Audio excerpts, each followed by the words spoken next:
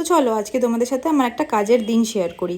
তোমরা যারা মনে করো যে মেকআপ আর্টিস্টদের জীবন অনেক সুন্দর, অনেক শান্তির, তো তাদের উদ্দেশ্যে একটা কথা বলি। এই দিনটা ছিল প্রচন্ড একটা ঝড় বৃষ্টির দিন। তো যেহেতু আমার একটা ব্রাইডাল বুকিং ছিল, সেহেতু আমাকে যে কোনো ভাবেই হোক আমাকে সেখানে পৌঁছতেই হতো। তো যেহেতু দিনের বেলা একটা মুসলিম ব্রাইড ছিল, তো সেখানে কোনোভাবে আমরা পৌঁছে গেছিলাম। সেখানে গিয়ে দেখি ব্রাইডও একটু লেট।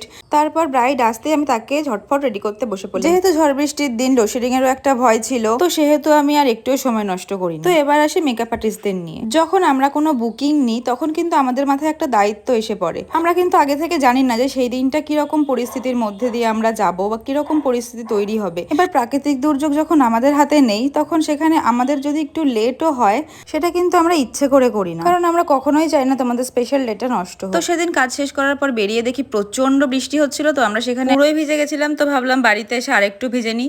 তো এটাই ছিল আজকের দিনটা। ভালো লাগলে একটা লাইক সাবস্ক্রাইব করে দিও। টাটা।